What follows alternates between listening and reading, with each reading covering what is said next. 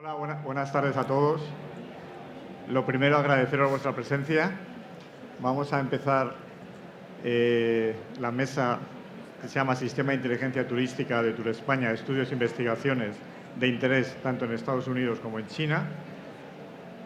Os voy a presentar, empezando por Magí Casteltor, consejero de Turismo en Nueva York, Félix Alcaraz, consejero de Turismo en Los Ángeles, y María Linares, consejera de Turismo en Pekín. Muchas gracias por estar con nosotros. Gracias.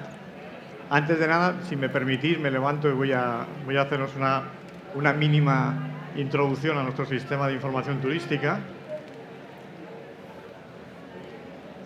¿A ti? ¿Do yo o qué? Bueno, simplemente comentaros que el sistema de información turística, como veis, es una plataforma compleja que tiene múltiples fuentes de información. Pone arriba Datatour on-premise, o sea, son palabras un poco curiosas. On-premise quiere decir que está instalada en los servidores del Ministerio de Industria, son los que nos dan servicio, es decir, es una plataforma interna, y Datatour es el nombre técnico que le dimos a este almacén de datos o data warehouse que lanzamos en el año 1998. Horror, empiezo a pensar ya, ha llovido. Con lo cual, imaginaros la cantidad de información que tiene este almacén de datos. Para estructurarlo un poco, tenemos estos tres bloques de información. Tiene estadísticas oficiales de turismo. Perdonad que mire el móvil porque tengo aquí la presentación que la veo mejor que en la pantalla. O sea que no es que esté mirando el WhatsApp, perdonad, ¿eh? Tenemos todos los microdatos de las informaciones, de las operaciones estadísticas que en su día llevaba el Instituto de Estudios Turísticos y que se transformó en el 2015, si no recuerdo mal, es la fecha. Se traspasa todo al INE, las estadísticas oficiales, y en el acuerdo con el Instituto Nacional de Estadística todos los microdatos pasan también a formar parte de nuestro repositorio y los tenemos mensualmente. Son estas operaciones estadísticas, además de otras, son las que tenemos acuerdos con el Ministerio de Trabajo, Seguridad Social, con los que se hacen las explotaciones específicas de empleo en turismo. Hay un bloque muy importante de fuentes externas, que son tanto públicas como privadas. Las públicas son las que nos hacen, con las que podemos hacer nosotros las estadísticas, las notas que sacamos mensualmente de capacidades aéreas. Hay dos asociaciones principales, AECPA y luego el organismo AENA, que es el que tenemos tanto para vuelos a futuro, que serían las capacidades aéreas, que son la nota que sacamos de capacidades aéreas cada mes, y AENA, que son los pasajeros internacionales que recibimos cada mes. Entonces, estas dos fuentes son muy importantes para nosotros. Algún proveedor privado que va variando con el tiempo, es decir, hemos tenido desde Oxford, Euromonitor, este año tenemos un acuerdo con Global Data, es un acuerdo contractual, con lo cual son datos que usamos internamente y se utilizan en nuestra red de consejerías, y hay algunos que nos dejan publicar. Y también tenemos temas de fuentes de previsión de demanda. Mucha fuente de información relacionada con las capacidades aéreas, con OAG. Tenemos las capacidades aéreas a nivel mundial prácticamente, y de ahí podemos sacar también previsiones. Las búsquedas de alojamiento y vuelos de Google Inside Destination. Nosotros hacemos scrapping diario y almacenamos esta información, y tenemos también todas estas búsquedas. Con Skyscanner, que es un proveedor bastante importante, tenemos las búsquedas diarias a nivel internacional, y con Forward Keys las reservas a futuro de los vuelos IATA en una serie de mercados. Con temas de salud de marca y percepción utilizamos un proveedor que es YouGov, que hacen encuestas a diario, y de ahí tenemos una serie de indicadores que también utilizamos. Y por último, el bloque 3 son fuentes, datos propios en dos encuestas, dos operaciones que utilizamos, que hemos hecho nosotros. Empezamos en la primera, la encuesta de satisfacción de turismo internacional, y la última es la encuesta de percepción de los residentes ante el turismo. Bien, os podéis imaginar que toda esta parte de información se nos convierte, llegamos a un momento que el on-premise, es decir, manejamos tanta información que nuestra capacidad ha llegado a un límite, tanto de almacenamiento como en procesamiento. Entonces, esta capacidad estamos extendiéndola. Ahora pasamos a otro vocablo, que es el on-cloud. Lo estamos extendiendo con un acuerdo con la Agencia Estatal de Administración Digital, que está recién creada y que tiene un proyecto muy interesante, que es una plataforma del dato que han creado con un proyecto PRT de los fondos europeos y que nosotros nos hemos metido como uno de los casos de uso, entre otras cosas por la potencia que tiene y por la flexibilidad que nos da. O sea, nosotros hemos tardado en procesar, no lo digo en broma, el cubo de los datos de Skyscanner diarios, pues llevamos más de 2 años para intentar procesarlos en nuestros servidores locales. Y hemos tenido bastantes problemas tanto de almacenamiento como de capacidad de proceso.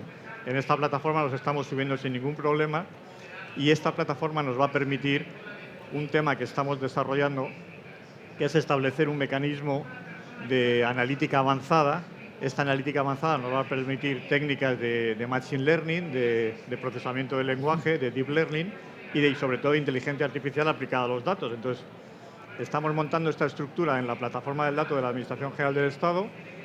Queremos establecer unos mecanismos de colaboración, es decir, nuestro sistema que pueda ser accesible por colaboradores externos, como pueden ser universidades, de tal manera que podamos aprovechar esta potencia de cálculo y podamos extender nuestras capacidades, que en la subdirección son bastante limitadas, porque somos pocos, y podamos extender análisis y coordinar temas predictivos que nos interesan bastante. No sigo más por aquí porque el sistema de información turística de Tour España son datos más toda la información que se produce tanto en servicios centrales como en la red de consejerías en el exterior. En este sentido, lo conocéis, son los estudios de mercado y una serie de informes de tendencia, fichas ejecutivas. Todo esto se produce en los mercados, pero es que además en los mercados se producen informes ad hoc que los propios mercados consideran de interés. En este caso queremos presentaros los 3 últimos informes que están publicados en nuestra web, que son informes muy interesantes. El primer informe es sobre el tema del perfil del consumidor, que el consumidor americano, cómo se comporta, qué es lo que busca el consumidor americano en sus viajes a Europa y una explotación específica en sus viajes a España. Eso nos lo va a presentar Magí Casteltort, consejero de Turismo en Nueva York. A continuación, Félix Alcaraz nos va a presentar, con la misma consultora, han hecho una explotación específica del segmento LGTBQ+. Y por último, María Linares nos va a presentar un resumen, porque son 3 estudios súper interesantes que se presentaron en unas jornadas de formación creo que fueron junio o julio. Uno que afecta a la marca, en un tema de branding. Nos va a presentar también el entorno de redes sociales en China, que no es que sea interesante, sino que es muy difícil de entender. Y el tercero es el tema de un estudio muy específico de las OTAs en el mercado chino. Sin más, os dejo con Magí Casteltort, consejero de Turismo en Nueva York.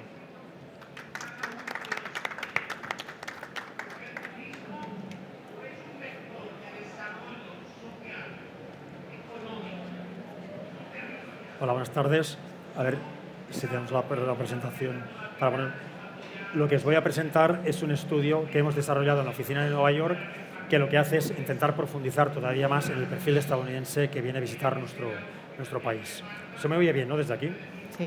Entonces, la mejor manera de introducir ese estudio es en presentaros esta matriz origen-destino. Es decir, lo que hemos intentado hacer es analizar cada uno de los 50 estados más Washington, D.C., todos los estadounidenses, de dónde vienen y hacia qué comunidades autónomas pretenden dirigirse en los próximos 3 años. Es una manera, creemos, bastante óptima de saber cómo tenemos que hacer de una manera óptima campañas de marketing. Entonces, como podéis ver, lo que hacemos es una granularidad mayor de la que nos aportan normalmente las estadísticas, digamos así, oficiales, que lo que hacen es simplemente darnos datos a nivel agregado autonómico.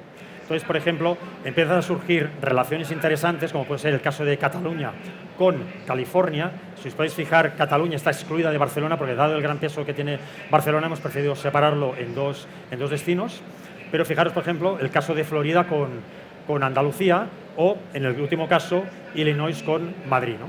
Además, una de las ventajas que tiene este análisis desagregado por estados es que, como podéis ver, quienes conozcáis bien la estructura de Tour España en Estados Unidos, veréis que estamos presentes en 4 de los 5 principales estados de Estados Unidos. Por lo tanto, nuestras oficinas tienen una implantación capilar territorial óptima que permitirán apoyaros en todas aquellas actividades de promoción que queráis realizar con nosotros. El único estado donde no tenemos oficina de estos 5 es en Texas. Y siguiendo en esa granularidad, lo que hacemos es primero analizar las ciudades y luego las regiones. Y en el caso de las ciudades, como podéis ver, una de las principales novedades es la importancia que tiene Valencia, que si os fijáis bien en los radares oficiales casi nunca aparece, porque Andalucía, como colectivo, a nivel autonómico, siempre tiene más peso cada una de las 4 capitales principales a nivel turístico de Andalucía. Pero si analizamos a nivel individual por ciudades, empezamos a ver resultados más interesantes. El caso de Valencia es el más claro, pero si os fijáis, en el caso de las regiones sucede algo parecido con Baleares. Baleares, claramente, aparte de Valencia, pues también están Mallorca e Ibiza, que normalmente es una isla que siempre está fuera del radar y que en cambio en este tipo de análisis aflora con la verdadera importancia que realmente tiene. Y uno de los principales ejes de análisis que a veces nos olvidamos es el de la edad. El de la edad estamos viendo que es una de las cuestiones principales o eje principal para hacer una promoción exitosa. El promedio de estadounidense dispuesto a viajar a España es de 46, casi 47 años de promedio. Pero si os fijáis, los dos extremos a nivel, digamos, de destino español, tenemos Euskadi, que sería el que captaría a la gente de mayor edad, y Ibiza, que sería la gente que capta, o el destino que capta a la gente más joven, ¿no? Algo que nos cuadra a todos, pero está muy bien tener una confirmación de este tipo, ¿no? Como podéis ver, tenemos segmentado en cada uno de los destinos, solo os cuento los dos extremos para que lo entendáis, luego estará a vuestra disposición la presentación y, lógicamente, la oficina para lo que podáis necesitar, ¿no? Pero lo interesante de esta segmentación a nivel de edad es que luego correlaciona con las rentas, y es algo que a veces también nos olvidamos. Fijaros bien, el promedio más o menos de renta anual de un estadounidense dispuesto a viajar a España es de $131.000 anuales. Pero ¿cuáles son los dos destinos también, una vez más, digamos, polarizadores? Uno es Euskadi, que es el que capta a la gente más joven, la gente mayor, y Ibiza es el que capta a la gente más joven. La gente más joven normalmente pues, tiene menos capacidad de renta porque todavía no ha consolidado su presencia en el mercado laboral. Y en cambio, la gente mayor, digamos, pues dispone más de patrimonio, tiene una mejor posición en la empresa, por lo tanto tiene mayor capacidad de gasto. Esto no tiene nada que ver con el cliente que finalmente acaba viajando, porque muchas veces el propio destino, conociendo esta tendencia, puede ajustar precios y, por lo tanto, puede filtrar de alguna manera el tipo de cliente que realmente quiere que le venga. Pero para nosotros es muy importante saber, sin hacer nada nosotros, cuál es el perfil de gente que estaría dispuesto a viajar a estos destinos y de dónde procedería, ¿no?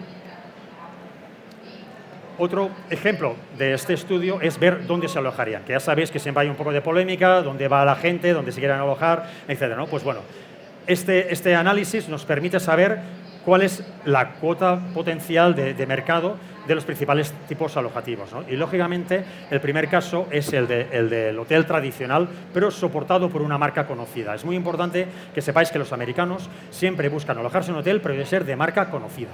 Es muy importante porque entonces eso nos ayuda también a hacer un tipo de marketing atado a las grandes cadenas, que eso es un tema que nos permite tener mucha mayor proyección. Y en cambio, los hoteles familiares que lamentablemente no siguen o no están vinculados a una de las grandes marcas necesitan un apoyo extra por parte de Tour España normalmente o del destino que les ayude a posicionarse mejor.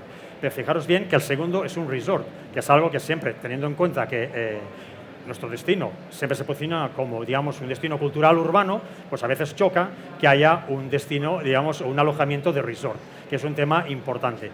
Y es relevante tenerlo en cuenta porque muchas veces hay ciudades que nosotros no tenemos en el radar. Por ejemplo, el caso de Bangkok, pues en el río Chao Phraya, pues hay muchas veces que hay resorts dentro de la ciudad. Entonces, el estadounidense a veces también busca este tipo de alojamiento que, lamentablemente, nosotros todavía no hemos desarrollado en nuestras ciudades, pero que claramente, como podéis ver, tiene un potencial interesante de desarrollo, ¿no? Y el tercero es el caso del alquiler vacacional, que sabéis que es una gran polémica ahora en estos momentos. Pues de esta manera podemos saber cuáles son las comunidades autónomas o las regiones más susceptibles de tener este tipo de demanda. Y también creemos que puede ayudar a la hora de tomar decisiones de reglamentación, pues puede ser bastante útil disponer de esta información para saber qué tipo de cliente o qué tipo de región se puede sentir más perjudicada o más beneficiada por un tipo de prohibición o fomento de este tipo de alojamiento. Y para captar este tipo de turista, pues siempre pensamos, bueno, pues de dónde vienen, tal. O sea, es un tema que para nosotros es bastante relevante, ¿no? A dónde quieren ir, sobre todo, ¿no? Entonces, siempre hemos estado asumiendo que el estadounidense que viene a España viene a ir a Europa. Y este dato lo refleja. Pero a nosotros nos ha parecido mucho más relevante preguntarle al americano que quiere viajar a España, ¿a dónde más del mundo querría viajar? Es decir, sin ningún tipo de cortapista geográfica, sin ningún tipo de condicionamiento. Y el resultado es algo más interesante. Es decir, ¿cuál es el principal competidor, digámoslo así? Pues es México, pero el segundo es Australia. Y el tercero es Italia. ¿Por qué os ponemos este ejemplo? Porque es muy importante salir de ese esquema tradicional de promoción de España en Estados Unidos solo como turismo cultural urbano. Es muy importante salir de esa salida, porque, por ejemplo, México, lógicamente, es el destino donde van todos los americanos. O sea, no es ninguna sorpresa, pero Australia ya empieza a serlo. Entonces, hasta ahora hemos estado pensando en cómo nos distinguimos respecto a Italia, cómo nos distinguimos respecto a Inglaterra, cómo nos distinguimos respecto a Francia, que están muy bien, como podéis ver, están en el top 8. Pero es muy importante añadir un aspecto de no solo europeidad, sino de exotismo. Y por eso estamos muchas veces sugiriendo colaboraciones de destinos españoles que no sean solo urbanos, el típico Madrid-Barcelona, porque sea perfectamente un Madrid-Lanzarote o un Barcelona-Tenerife. Es decir, intentar romper de alguna manera ese esquema, porque de esta manera romperíamos o ampliaríamos la capacidad que tenemos de captar a gente no solo interesada en la Europa tradicional, sino también en otros aspectos exóticos que estaríamos perdiendo, ¿no? Y centrándome ya en el caso de Europa, que es digamos, el principal digamos, competidor o con los principales competidores, pues hemos hecho una radiografía de dónde nos situamos en cada uno de los principales, digamos, atributos que tiene cada una de la marca, ¿no? Y fijaros, como nosotros destacamos, aparte de la riqueza cultural, que hasta ahí no hay ningún problema, pero fijaros bien en el caso de Italia, en el tema gastronómico, que es un tema que a veces no hemos aprovechado suficientemente bien. Estamos en el caso cuarto, en la posición cuarta en nuestro caso, pero Italia en este aspecto nos gana. Pero, en cambio, en el tema de festivales, es una cuestión totalmente infravalorada. Resulta que los estadounidenses nos asocian mucho al tema de los festivales, algo que, lamentablemente, quizá no hemos estado aprovechando todo lo que deberíamos. Por tanto, este tipo de estudios nos ayuda a posicionarnos muy bien cómo competimos y dónde tenemos mayores fortalezas respecto a otros destinos competidores europeos. Y lo mismo sucede con Inglaterra. A mí me gustaría destacar de Inglaterra, fijaros bien en el atributo segundo, que es apto para familias. Es decir, hasta ahora hemos asumido que los destinos urbanos pues no tienen por qué estar adaptados a familias. Fijaros bien que en nuestro caso no estamos bien preparados. Y es una pregunta constante que recibimos de todos los turoperadores estadounidenses cada vez que nos reunimos con ellos. Es decir, ¿está España adaptada para familias, sí o no? Pues claro, al principio estamos un poco descolocados porque somos un destino familiar por excelencia en Europa. Pero claro, dentro del perfil estadounidense tradicional que busca ciudades, parece ser que este tipo de oferta no la encuentra.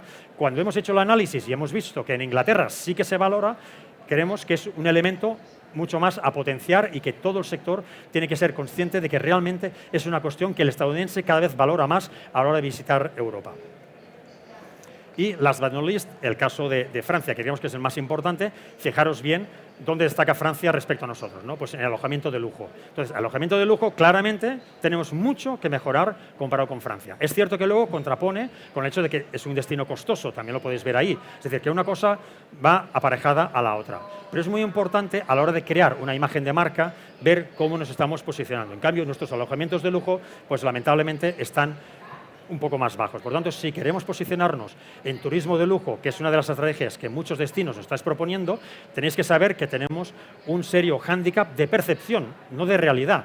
Tenemos esa oferta, pero ellos no la perciben como tal. Por tanto, tenemos que seguir trabajando en comunicación para mejorar esa percepción que tiene el turista estadounidense sobre la oferta de lujo en España. Y una última pregunta que les hemos formulado, hemos hecho muchas más, pero una de las últimas que os presento es, siempre cuando hacemos una estrategia de marketing, sabéis que siempre analizamos pues, el embudo, dónde nos situamos, etcétera, ¿no? Lo que hemos preguntado a los estadounidenses es, para usted, a la hora de decidir dónde viaja, cuáles son los pasos que usted sigue. Y, una vez más, lo más relevante es la edad. Algo evidente para cualquier marketingiano, pero que a veces se nos olvida. ¿Qué sucede? Como regla general, el estadounidense siempre elige el destino. Es decir, quiero viajar a España. Pero fijaros que hay dos excepciones muy relevantes. Una, los boomers, y los otros, los millennials. Los millennials lo que hacen es a ver qué dice Internet. Por lo tanto, si queremos captar a millennials, tenemos que estar presentes en Internet y en las redes sociales. Pero fijaros bien en el caso de los boomers. El caso de los boomers es, yo quiero jugar a golf, yo quiero ir de crucero, y luego a ver qué destino me ofrece esto. Es decir, eligen actividades y luego eligen el destino. Por lo tanto, aunque como regla general promocionando el destino en general nos puede funcionar muy bien, es muy importante, si queremos segmentar a nivel de edad, tener muy claro qué es lo que quiere cada uno. Y por eso este estudio creemos que os puede ayudar a todos a mejorar las estrategias de publicidad. y por lo tanto, simplemente como resumen, ya podéis ver la capacidad que tiene este estudio. Solo os hemos presentado una muy pequeña parte, es como la punta del iceberg, pero creemos que es suficientemente relevante para ayudaros o daros una idea de hasta dónde podemos comprometernos en la mejora de la promoción tanto de vuestras empresas como de vuestros destinos. Muchas gracias. Muchas gracias, Magí. Y bueno, empieza directo. Bueno, muy buenas tardes. Soy Félix Alcaraz, consejero de Tour España en Los Ángeles. Nosotros desde el año pasado, hasta ahora nos organizábamos territorialmente en el mercado americano, estamos divididos por zonas geográficas, pero ya desde el año pasado hemos empezado a trabajar especializados por productos y por segmentos, coordinados siempre por Magí, por la oficina de Nueva York. Entonces, desde la oficina de Los Ángeles atendemos el segmento LGBTQ y dos productos, que son el producto religioso y el producto cinematográfico. Entonces, es curioso porque cuando escuchaba a Magí vemos que hay muchas similitudes entre el viajero LGBTQ y el viajero regular, pero también hay diferencias y nos hemos encontrado con algunas sorpresas, incluso en este estudio de mercado, que son las que de alguna manera u otra tenemos que tratar de reflejar en nuestra estrategia de comunicación para ser capaces de cerrar una serie de gaps y de barreras de entrada para este mercado que nos hemos encontrado. La metodología que se ha seguido en este estudio de mercado es un poquito diferente, ya que este retrato del turista LGBTQ lo hemos realizado siempre de manera comparativa. Entonces, hay como dos grandes cajones. Por un lado, aquellos viajeros que están interesados en viajar a España y aquellos que no. Y por otro lado, aquellos viajeros LGBTQ que están interesados en viajar a España y aquellos que no lo están. Y es interesante ver las diferencias que hay y las similitudes que hay también con respecto a los datos que ha presentado Magí. Por ejemplo, con respecto a los interesados en viajar a España, dentro del segmento LGBTQ, tenemos que la media de edad es más baja que la edad que comentaba Magí hace un instante. Tenemos 40 años con respecto a los 47 años de aquellos que no están interesados en visitar nuestro país. Con respecto a los ingresos, vemos que los ingresos medios son $104.000 al año con respecto a los 96.000 de aquellos que no están interesados. Con respecto a los viajes planeados para los próximos 2 años a nivel internacional, encontramos que aquellos que están interesados en viajar a España realizan más viajes en un plazo de 2 años o tienen previsto realizar más viajes que aquellos que no. Y con respecto al dinero que pretenden gastar en sus vacaciones a lo largo de los 2 próximos años, también vemos cómo aquellos viajeros del segmento LGBTQ que están interesados en venir a España pretenden gastar más dinero. Por lo tanto, todos estos datos a priori parecen favorables, ya que parece que el turista que más nos interesa es aquel que realmente está interesado en viajar a España. Pero no todo es tan bonito y no estamos tan alineados como veremos ahora. Lo que sí que es un dato súper importante es que de los encuestados, un 65% de los viajeros LGBTQ han mostrado un gran interés en viajar a España en los próximos años con respecto a un porcentaje muy inferior, un 25% que se muestra indiferente y tan solo un 9% que señala que no está interesado en viajar a España. Por lo tanto, cuando mostramos esta comparación entre aquellos que están interesados en viajar a España y aquellos que no, tenemos que partir de la base de que la gran mayoría de los viajeros LGBTQ sí que están interesados en visitar nuestro país en los próximos años. ¿Y qué ocurre si esta comparativa la hacemos ya no solo entre el viajero LGBTQ que quiere viajar a España y el que no, sino aquel viajero LGBTQ que quiere viajar a España y aquel que no lo es, que es el viajero que ha estudiado más en profundidad Magí? En este caso vemos cómo la media de edad sigue siendo más baja, en nuestro caso, 40 años. Los ingresos, en este caso, sí que el viajero que no es LGBTQ tiene ingresos superiores al viajero LGBTQ y también con respecto al número de viajes y con respecto a los ingresos previstos, vemos que estamos ahí siempre con la balanza inclinándose más favorablemente, sobre todo a nivel de gasto, para aquel viajero que no es LGBTQ. Por lo tanto, aquí ya empezamos a introducir matices en el análisis y vemos que tenemos cierto margen de maniobra para impactar en otro tipo de público. Preguntamos a todos los viajeros en esta muestra cuáles eran sus destinos preferidos dentro del viajero LGBTQ, cuáles eran sus destinos preferidos. Bueno, pues la primera sorpresa fue que entre los 5 primeros destinos no había ningún lugar español. Y esto realmente nos sorprendió muchísimo, porque pensábamos que, a priori, sin tener datos, por eso encargamos este estudio, porque antes de, como oficina LGBTQ de Estados Unidos, antes de comenzar a realizar acciones de comunicación, teníamos que tener clara toda esta información. Vemos que Ámsterdam es la primera ciudad, seguida de París, Londres, Sydney y Toronto, que son todas ciudades muy LGBTQ friendly, pero nos sorprendió no encontrar ningún lugar español. Sin embargo, la segunda sorpresa, en este caso positiva, es que España es el único país del mundo que sitúa a 5 lugares entre los 10 preferidos por los viajeros LGBTQ.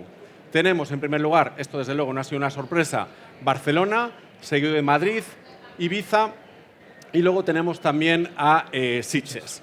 En este caso, tenemos que señalar que también, lo que pasa es que el estudio es muy amplio, solo voy a presentar algunas slides. Hay una gran diferencia precisamente también entre la generación Z, como decía Magí, los millennials y los boomers. Los boomers, por ejemplo, parecían volverse locos por Sitges, mientras que la generación Z demostraba un desconocimiento casi absoluto de Sitges, lo que también nos hace tener una idea mayor de cuáles son las nuevas tendencias y qué es lo que atrae a los viajeros LGBTQ más jóvenes.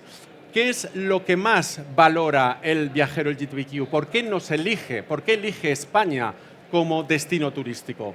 En primer lugar, porque lo consideran como un buen destino para adultos, y aquí esto entronca también con lo que comentaba Magí sobre si España está bien posicionado o no como destino familiar. Lo que sí que tenemos clarísimo después de esto es que está muy bien posicionado como un destino de viajes para adultos. También, lógicamente, esto tampoco es ninguna sorpresa, la vida nocturna es muy apreciada, las opciones gastronómicas, el patrimonio, la gastronomía.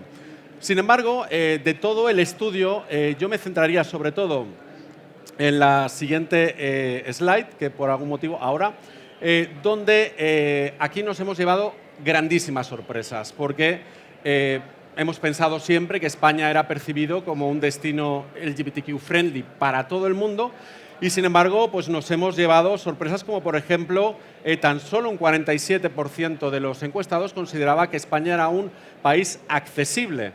O, por ejemplo, tan solo un 53% lo consideraban como un destino seguro. Y claro, cuando hemos sido uno de los primeros países del mundo en aprobar el matrimonio igualitario, cuando nos consideramos una sociedad completamente inclusiva, completamente normalizada para todos los colectivos. Yo vivo en California y es verdad que no es lo mismo todavía España que California. California está a la cabeza de todo esto, pero es verdad que sorprende y es un jarro de agua fría cuando uno ve que tan solo un 47% del viajero LGBTQ considera que España es un destino seguro. Y por lo tanto, a la hora de plantear nuestras acciones, nuestras futuras acciones de comunicación y nuestras campañas, trataremos de ser muchísimo más asertivos a la hora de comunicar esta seguridad y esta inclusividad. Pero esto no acaba aquí, porque tampoco nos reconocen como un lugar donde haya comunidades LGBTQ establecidas o donde haya medios inclusivos. Entonces, todo esto, sin ser datos negativos, es decir, tampoco somos, ni muchísimo menos, y perdónenme ustedes la broma, no somos Arabia Saudí a nivel de turismo LGBTQ, pero sí que es verdad que tenemos una imagen que nosotros consideramos que tiene muchísimo margen de maniobra y, por lo tanto, esto también es buenísimo porque nos dan muchísimas pistas de hacia dónde tenemos que dirigir los esfuerzos de marketing y comunicación. Bien, con respecto a las intenciones de viaje, son datos que ya había ofrecido anteriormente. Los viajeros LGBTQ tienen, los interesados en venir a España, más intención de viaje y más intención de gasto. Como señalaba anteriormente, la seguridad personal es, sin lugar a dudas, el aspecto que más influye a un viajero LGTB para elegir destino. Un tema en el que hemos visto que no estamos especialmente bien posicionados, de la misma manera que los precios y la inflación. Hemos visto que el viajero LGTBQ, perdón, porque a veces que lo digo en inglés o en castellano, al final ya con tanta sigla me lío, hemos visto que el viajero promedio americano tiene un nivel de ingresos sensiblemente superior al viajero LGBTQ y, por lo tanto, para ellos es mucho más importante de lo que era para el viajero americano promedio la inflación y los precios, así como, por ejemplo, el coste de los billetes de avión, que se identifica como tercera barrera de entrada, y los precios de alojamiento. Bien, con respecto, por ejemplo, a todo lo que está ocurriendo ahora en Los Ángeles con los incendios, etcétera, etcétera.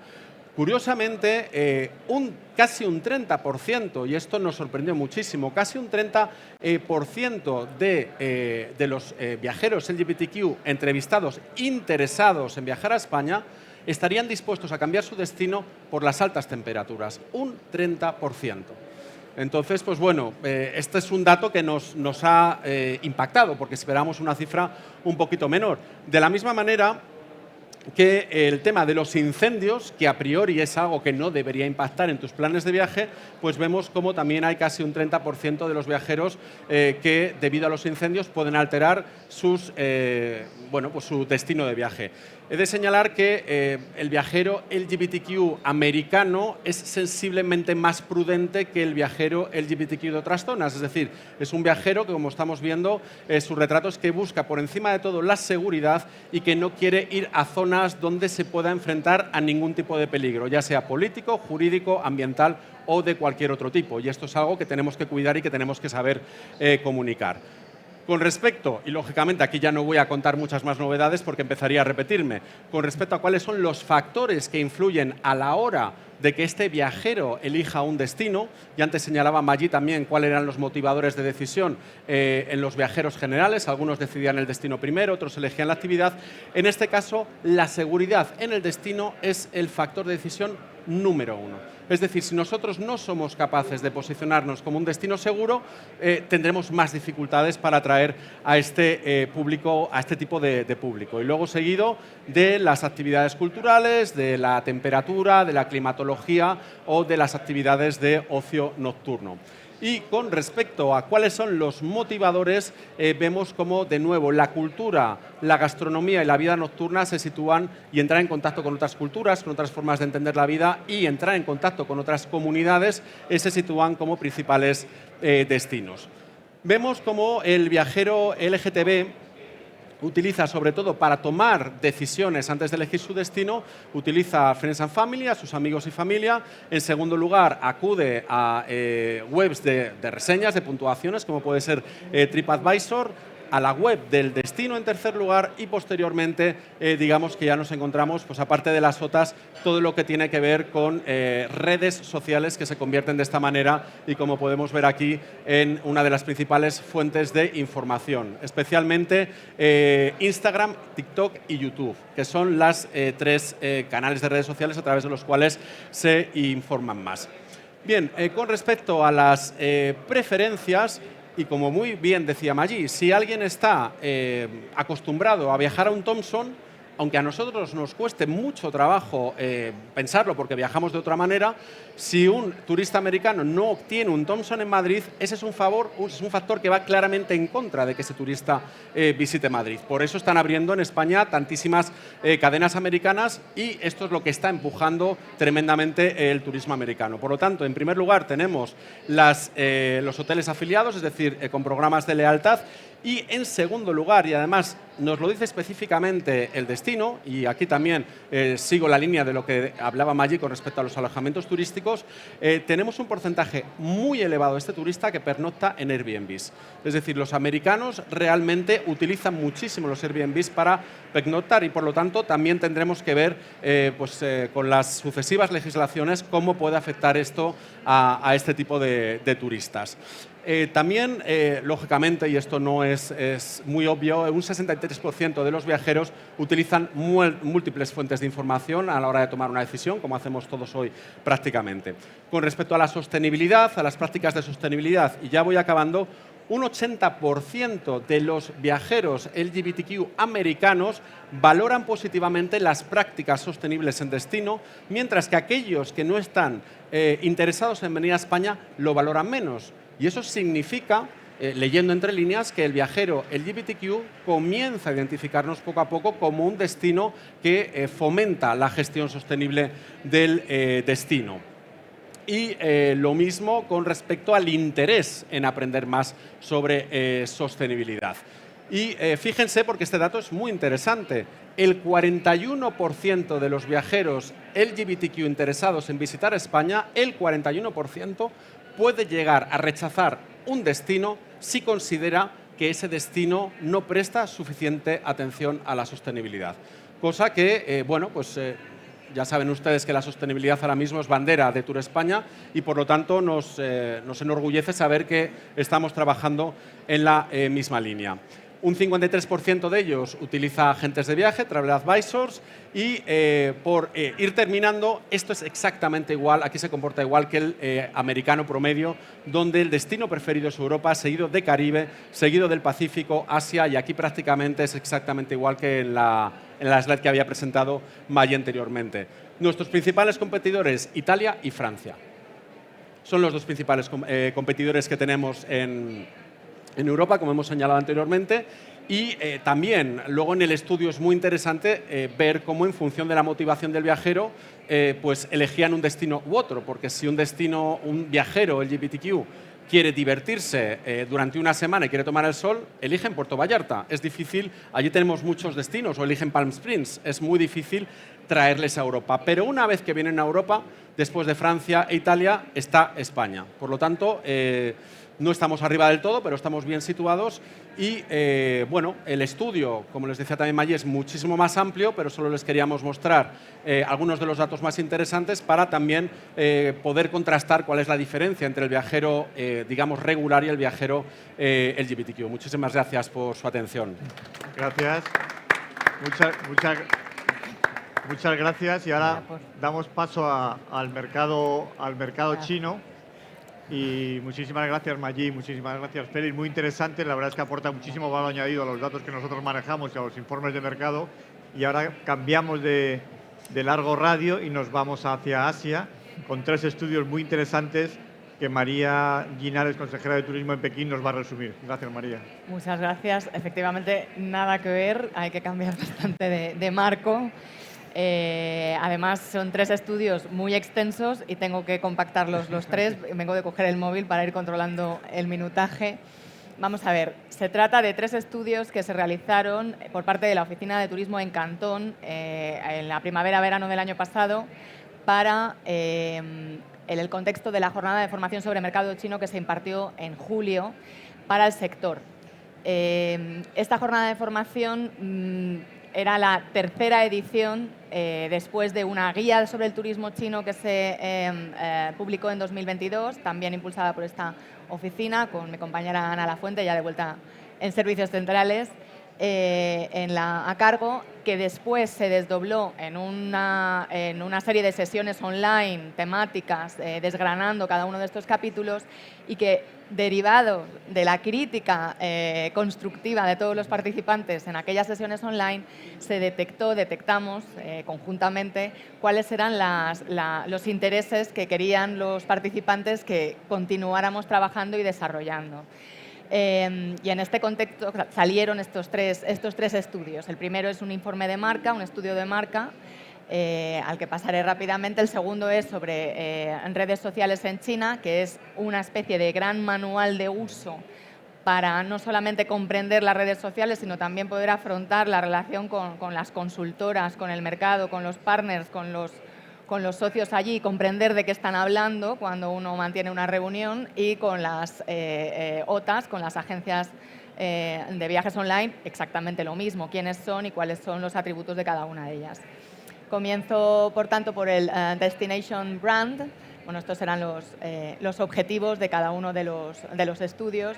En el caso de Destination Brand es un estudio que realiza la consultora Inspectur, es una encuesta con más de 1000 preguntas en todo el territorio chino. No sé si saben que el territorio se distribuye entre Tier 1, Tier 2, Tier 3, en función del nivel de desarrollo de las ciudades. No es oficial, pero digamos que se aplica a muchísimas variables en China, incluido la relación comercial, y también, por supuesto, se hizo con distintas variables de edad.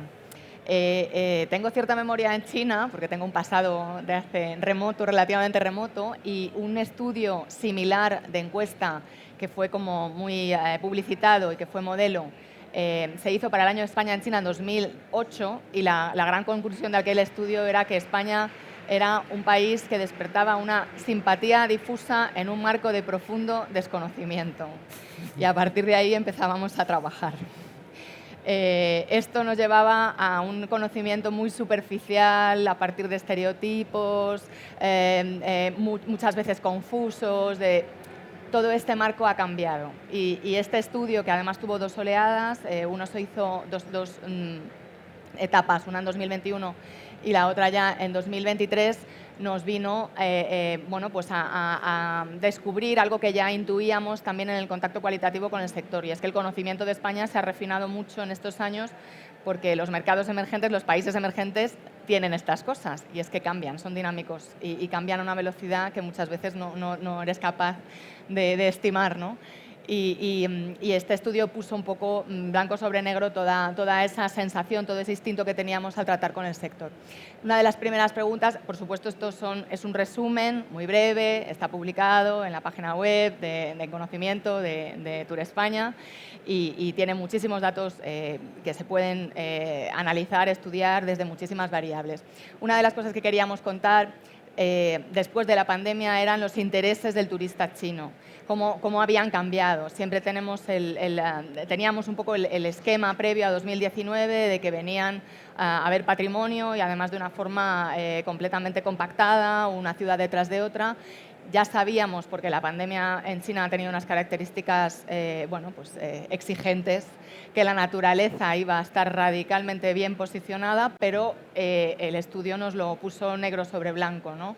Con un 83%, y además con un montón de información después en el resto de valores que están conectados y que acaban incluso sumando por encima del 82%. Pero también sabemos, y nos confirmó, la cantidad de valores relacionados con cultura, que suman prácticamente el 80% en el mercado chino, que nos posicionan a nosotros como un gran destino y que podemos desgranar desde el punto de vista de vivir experiencias culturales, castillos, parques, cultura en general, lugares UNESCO, en fin, si haces todo el sumatorio y todo el desglosado, nos permite a todos, a destinos, a partners, a empresas, orientar nuestro trabajo de marketing.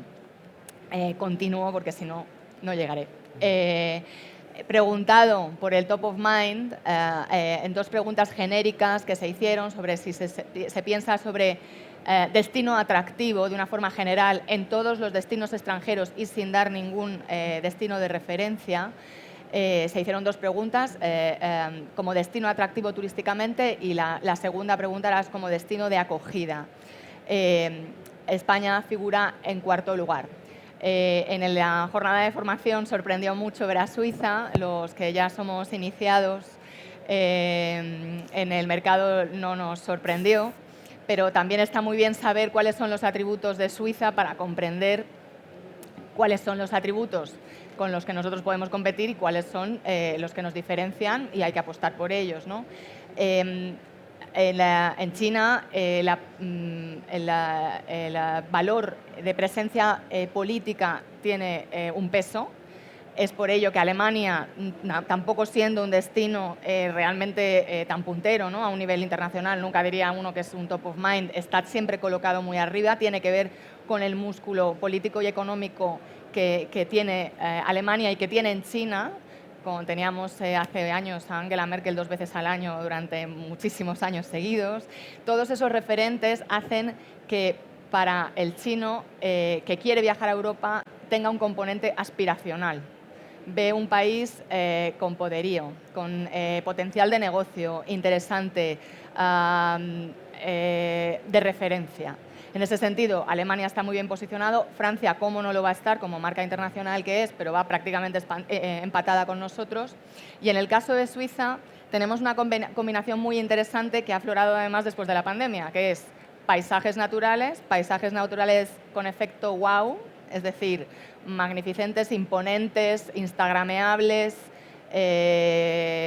espectaculares, con unas buenas campañas que han hecho ellos, que también hay que al César lo que es del César. Nosotros somos buenos, los suizos también lo son, pero además combinado con el potencial del lujo, del país aspiracional, de gran potencial de riqueza, con producto de lujo, con una alta calidad de vida, y finalmente la guinda del pastel, last but not least, es un país neutral políticamente.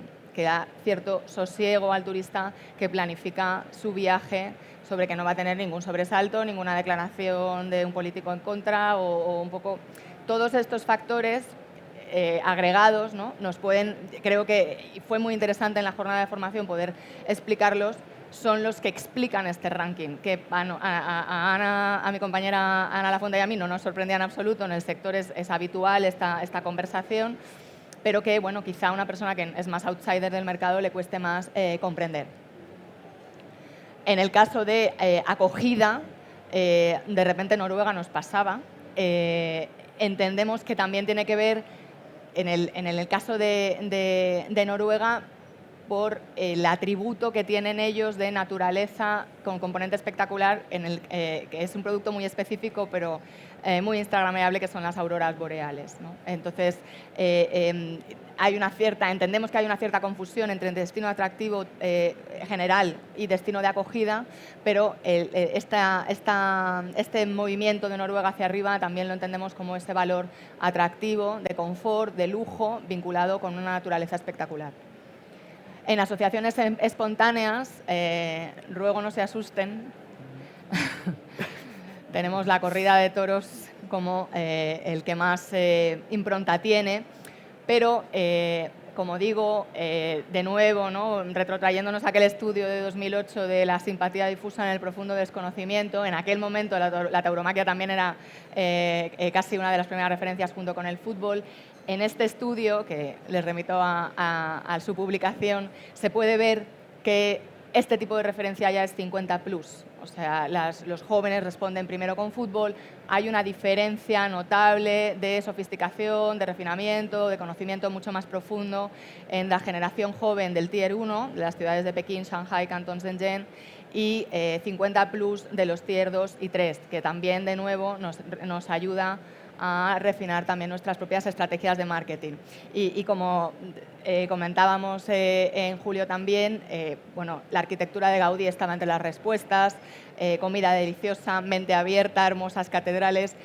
A ver, tener un Gaudí en la cabeza en las respuestas y que ya estaba en aquella encuesta de 2008, que además se mencionaba en aquel momento a Samaranch, que era el gran ídolo que llevó las Olimpiadas a Pekín, demuestra un nivel de conocimiento mucho más profundo de lo que nosotros a veces tenemos sobre China, ¿no? O sea, que algún arquitecto chino conocido, no lo sé.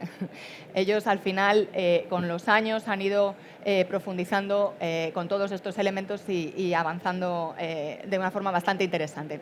En la asociación de categorías superiores, es decir, todas estas categorías del cuadro anterior, alineadas agrupadas por tipología, nos daba una información muy interesante sobre la simpatía, de nuevo, ¿no?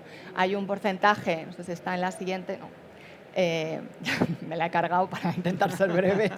Hay una asociación de casi el 40% de asociaciones vinculadas a la simpatía que produce el país. Eso es realmente uno de los grandes activos que tenemos, ¿no?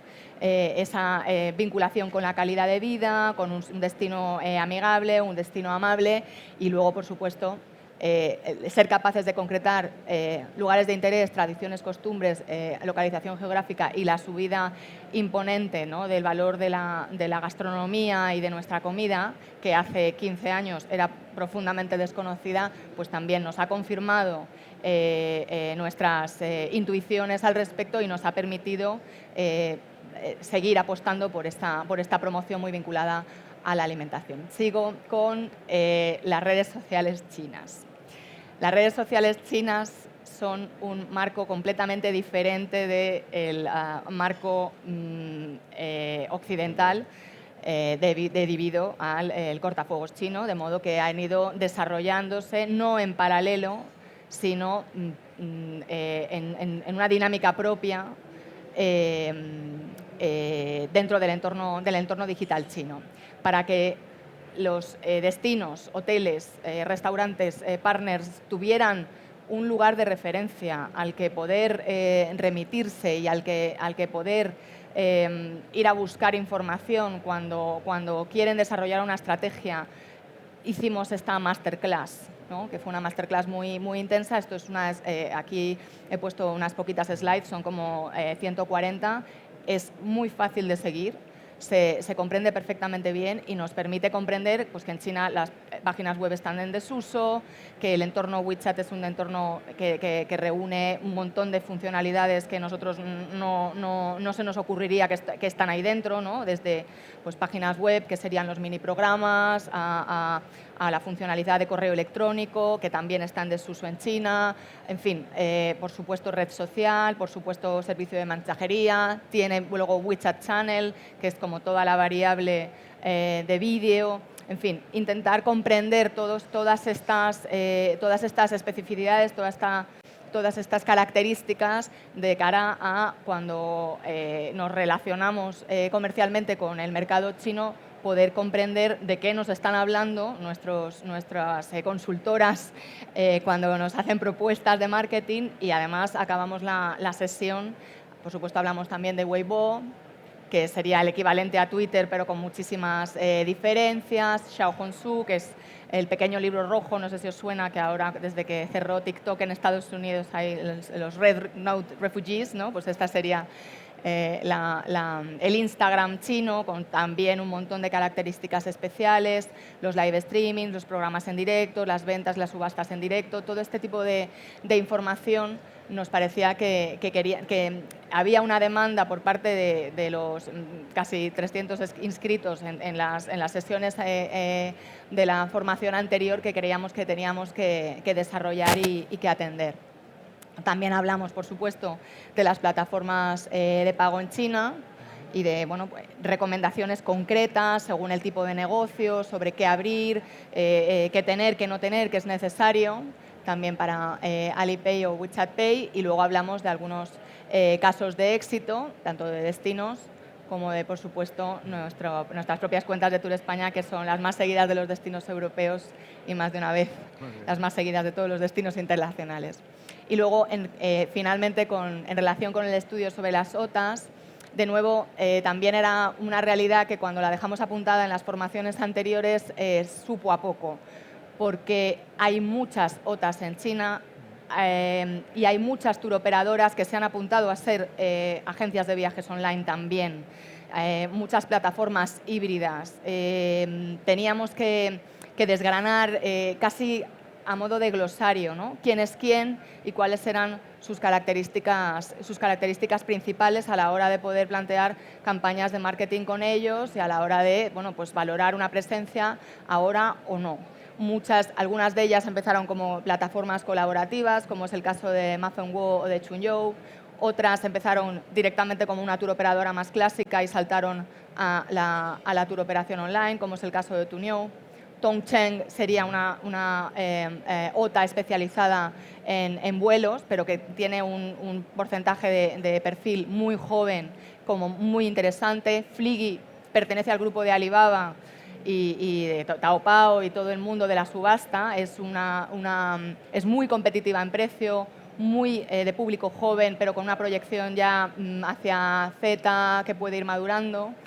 Qunar forma parte del grupo Ctrip, es como la hermana pequeña del grupo Ctrip especializada en vuelos, y Ctrip es el portaaviones que todo el mundo conoce, supongo, que sería como la gran plataforma con 300 millones de usuarios y con una serie de características. En este estudio hablamos por ejemplo, de que los turistas independientes que van con todas estas plataformas y que han subido del 50% a prácticamente el 80% desde la pandemia hasta hoy, tienen una estancia más larga, también tienen un nivel de gasto muy interesante y lo desglosábamos por plataforma. Toda esta información no es nada fácil de recabar. El Big Data en China no es fácil de recabar y además nos reunimos después con todas las OTAs, hicimos la sesión con ellas y estuvo validado y bendecido, con lo cual es una información que tiene mucho valor. También analizamos las ciudades más importantes, también las ciudades de segunda pegada en España. En este caso, analizamos las atracciones y las comparaciones por cada una de las SOTAs, y aquí el perfil, ¿no? Por viaje de grupo, por eso me refiero a unas SOTAs hibridadas, porque parece que la OTA no se limita a venderte un billete de avión y un vuelo, es que te vende el paquete y además te acompaña y por WeChat te va contando lo que tienes que hacer y si tienes algún problema te lo solventa. Puedes ir en grupo, o sea, es mucho más amplio. Los chinos no cierran la puerta a un negocio si ese negocio se puede desarrollar. Entonces, aquí poníamos un poco los puntos de interés de cada una de ellas a la hora de desarrollar asociaciones, partnerships, etcétera, y que la propia OTA, nosotros poder aportar a todo el sector español cuáles son las características de cada una de ellas y por qué apostar en cada una de ellas, ¿no? En el caso del uso por género también, aquí en el caso de grupo de edad y en el caso de las origen, ¿no? Por tiers, o sea, cuáles son los tiers que trabajan cada una de las SOTAs. Como veis, pues también se ven las diferencias, ¿no? Tongcheng está muchísimo más en lo que se llama el segundo first tier, por ejemplo, que es Hangzhou, y el segundo y tercer tier. Ctrip estaría muy focalizada en el primero. Fliggy tiene segundo tier porque su base está en Hangzhou, que es segundo tier. Y esto sería todo. Es muy complicado hablar del mercado chino en 10 minutos con 3 estudios tan diferentes, pero lo que sí que me gustaría es invitar a los presentes y los que nos puedan ver online a que consulten todos estos estudios, porque realmente no es fácil encontrar un material tan compilado, tan práctico, tan útil, que aporte tanto al sector a la hora de abordar un mercado tan diferente en el que pues, muchas veces nos dirigimos a ciegas. Muchas gracias. Muchas gracias.